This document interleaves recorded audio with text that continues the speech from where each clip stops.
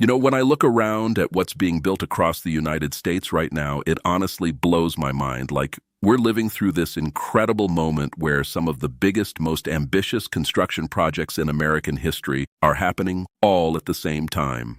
And I've been going deep on 5 of these projects that I think are just absolutely fascinating. So let me just talk you through what I've been learning, because some of this stuff is genuinely hard to believe. Let's start with something that's happening right under the streets of New York City. And I mean that literally. So there's this project called the Second Avenue Subway Phase 2. And basically what they're doing is digging new subway tunnels and building 3 brand new stations on the east side of Manhattan. The stations are going up at 106th Street, 116th Street, and 125th Street. And the whole point of this is actually really simple when you think about it. Right now, the Lexington Avenue subway line is absolutely packed, like dangerously crowded. Anyone who's been on the 4, 5, or 6 train during rush hour knows exactly what I'm talking about. So by building this new line along 2nd Avenue and pushing it further north into East Harlem, they're basically giving all those commuters another option. Spread the people out, make the whole system work better. That's the idea. And what's wild to me is how much of this work you would never even see if you were just walking around New York. By 2026, the big tunnel boring machines have already done their thing. The main tunnels are dug. So now all the crews are down there underground working on the actual station spaces, putting up concrete, building the platforms and the mezzanines, doing all the stuff that eventually turns a dark hole in the ground into a real working subway station. Above ground, they're moving water pipes, electrical lines, sewers. All of that stuff has to get relocated before they can finish the station entrances on the street. And they're also putting in ventilation systems, emergency exit tunnels between the main tunnels, all the safety stuff that a modern subway needs. It's an enormous amount of work happening almost completely out of sight, which I think makes it even more impressive in a weird way. Now, if underground tunnels in New York are one extreme, then what's happening out in California is a totally different kind of massive. Because California has been building a high-speed rail system through the Central Valley, and in 2026, this thing is in full swing. We're talking about a railway that would connect Merced, Fresno, and Bakersfield, and eventually the whole state from San Francisco all the way down to Los Angeles. And this would be real high-speed rail. Not the slow kind, we're talking trains going over 200 miles per hour. America has never had anything like this before, and that alone makes it one of the most exciting projects in the country right now. What they're doing in 2026 is pushing really hard on getting the tracks in the ground. All the big bridges and elevated sections are mostly built at this point, so crews are now focusing on laying down the actual track.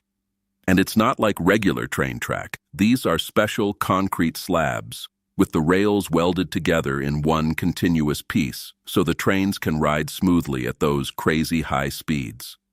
At the same time, they're putting up the poles that will hold the electrical wires above the tracks, because these trains run on electricity, not diesel.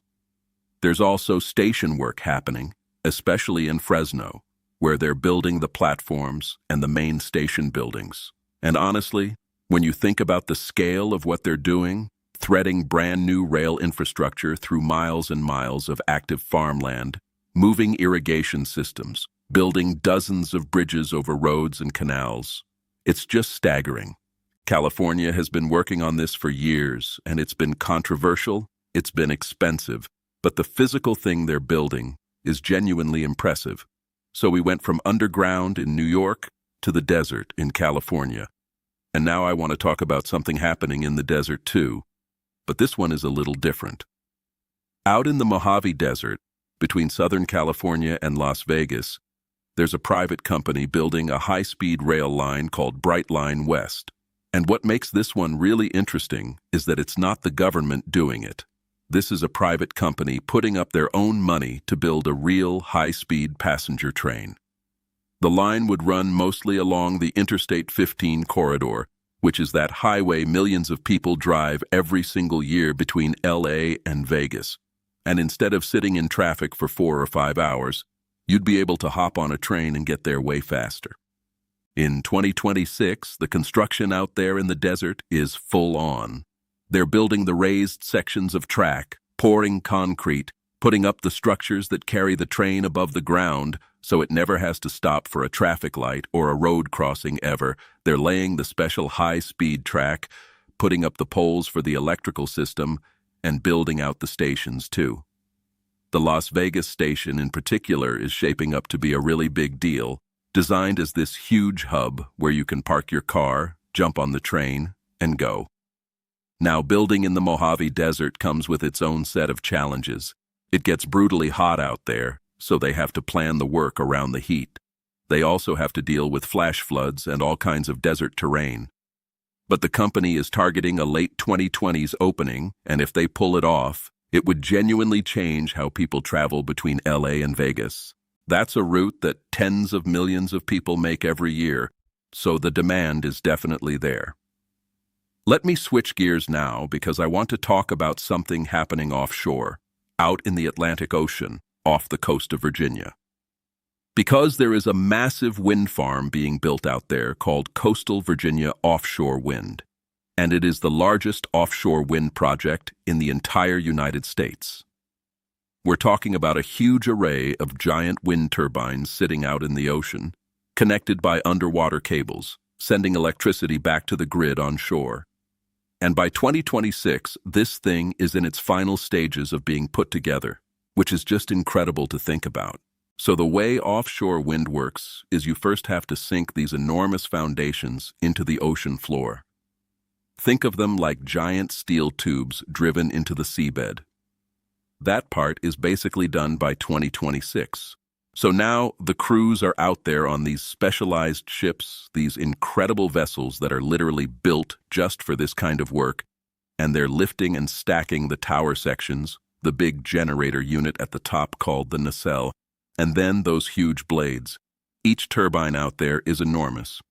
We're talking blades longer than a football field, and they have to do all of this out in the open ocean, working around weather windows, making sure everything is bolted together perfectly. Then there are the cables, these thick underwater cables that run between all the turbines and then back to the shore. Those have to be buried under the seabed so they're protected. And there are offshore substations, basically electrical stations, sitting out in the ocean that collect all the power from the turbines and then push it back to land through the main export cables. By 2026, a lot of this commissioning work is happening, meaning they're turning systems on, testing them, making sure everything works together the way it should.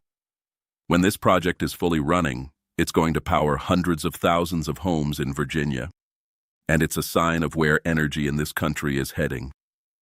Now I want to end on something a little different, something that kind of represents a new way of thinking about cities and transportation altogether. Down in Nashville, Tennessee, there's a project called the Music City Loop, and it's this privately funded underground transportation system being built beneath downtown Nashville. The idea is pretty simple, but also kind of futuristic. Instead of sitting in traffic or waiting for a bus, you go down into these narrow tunnels and you ride in electric vehicles that take you point to point, straight to where you're going, without any traffic at all. Now, Nashville has a real traffic problem. The city has been growing incredibly fast, and the road network just hasn't kept up. So this underground loop is being proposed as a way to move people around downtown without adding more cars to the surface streets.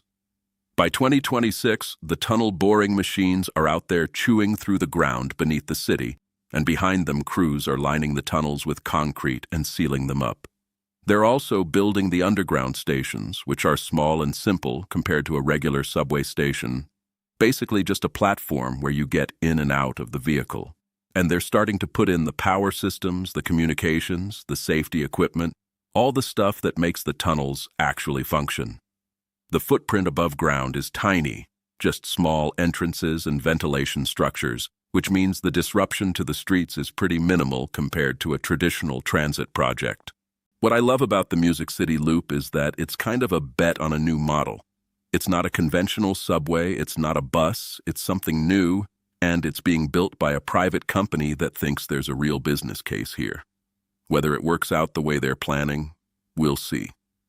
But the fact that it's getting built at all, that someone looked at Nashville's traffic problem and said, let's go underground with electric vehicles, that's a genuinely new idea taking shape in real concrete and steel right now. And that's kind of the thing that ties all 5 of these projects together for me. Whether it's subway tunnels in New York, high-speed trains in the California desert, or out in the Mojave, wind turbines in the Atlantic Ocean, or electric vehicle tunnels in Nashville, all of these projects are about solving a real problem that exists right now.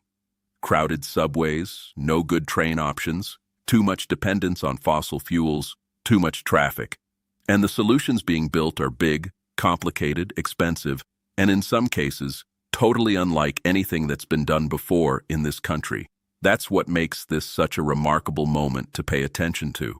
The United States is building, and what it's building is genuinely worth watching.